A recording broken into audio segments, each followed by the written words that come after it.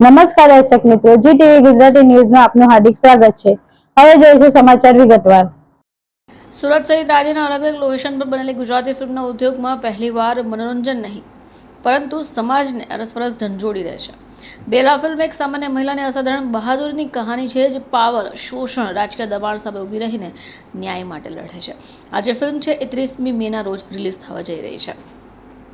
આ ફિલ્મ મેડ four society મેસેજની સાથે અદ્યતન સિનેમેટિક સ્ટાઇલ મજબૂત સંદેશ આપવામાં સફળ રહી છે।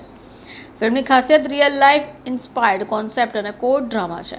બેલાએ વ્યક્તિગત ન્યાયથી લઈને અસામાજિક ક્રાંતિ તરફની યાત્રા કરે છે। ફિલ્મમાં દર્શાવેલ ટેગલાઇન આવાજ દબાશે નહીં પહેલાં જ સોશિયલ મીડિયા પર ટ્રેન્ડ થઈ રહી છે। પાવરફુલ વિલન અને નાયિકા વચ્ચે સસ્પેન્સફુલ ડ્રામેસ્ટિક ટકરાવ દર્શાવાયો છે। ટીમનો દ્રષ્ટિકોણ નિર્માતા તત્સુક ગોહિલના જણાવ્યા અનુસાર બેલા માત્ર ફિલ્મ નથી, દરેક મહિલાનું પ્રતિબિંબ છે જે ભય વગર અવાજ ઉઠાવે છે। સહનિર્માતા અમિત ઠક્કર જણાવે છે કે ફિલ્મે મજબૂત મેસેજ સાથે કલાકારી યાત્રા છે, જેમાં દરેક પાત્ર પોતાનું પાવરફુલ સ્ટેટમેન્ટ આપે છે। લક્ષ્ય ઉપલબ્ધિ ફિલ્મ રિલીઝ પહેલાં જ વિવિધ ફિલ્મ મંડળો, સામાજિક સંગઠનોના ચર્ચાનો વિષય બની ગઈ છે।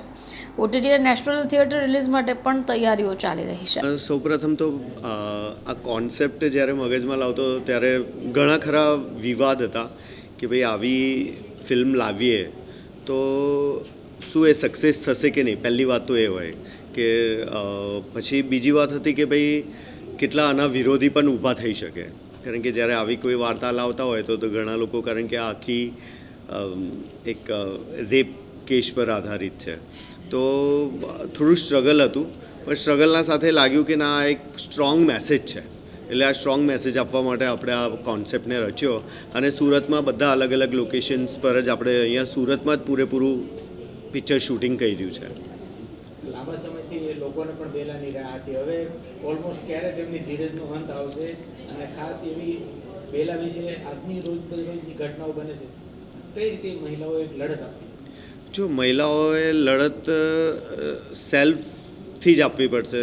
આપણે સમાજ સાથે છે, એમની સાથે ન્યાય છે, બધું તંત્ર છે, બધા જ છે, પણ મને એવું લાગે છે કે સેફ ઝોન જવા માટે મહિલાએ પોતે જ અવાજ ઉઠાવવો પડશે અને એને જાતે જ સેલ્ફ ડિફેન્સ કરવું પડશે। અને રહી વાત કે ક્યારે આ રિલીઝ થઈ, તો 30મી મે આ રિલીઝ થઈ રહી છે। 30 મે 2025ના રોજ આ રિલીઝ થઈ રહી છે અને આ ઓલમોસ્ટ ગુજરાતના દરેક સિનેમા થિયેટર્સમાં તમને જોવા મળશે। લોકોને શું કહેશો, કેટલો આશાવાદ છે આ બેલાની ફિલ્મને લઈને? આ ફિલ્મને લઈને હું ઘણો એક્સાઇટેડ છું। એક્સાઇટેડની સાથે મને લાગે છે કે સારો એવો બિઝનેસ પણ કરશે આ ફિલ્મ। મારા પ્રોડ્યુસર્સોને પણ કહી રહ્યો છું કે સારો એવો બિઝનેસ આપી શકે છે આ ફિલ્મ, બિકોઝ કે અત્યાર સુધી ગુજરાતી જેટલી પણ ફિલ્મો જોઈ હોય, બટ ઇટ્સ એ ડિફરન્ટ, કંઈક અલગ છે અને એ અલગ કરવા માટે અમે કોશિશ કરી છે।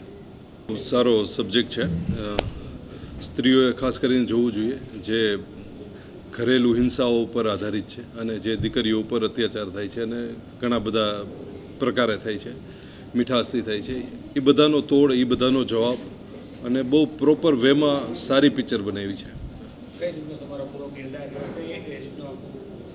જી, મારું કિરદાર એક બિઝનેસમેનનું છે, જે બહુ સારો માણસ છે અને જ્યારે બેલાના જીવનમાં આવે છે ને પછી બંને કઈ રીતના આખી સ્ટોરી આગળ વધે છે, એને સપોર્ટ કરે છે। એક પોઝિટિવ કેરેક્ટર છે મારું।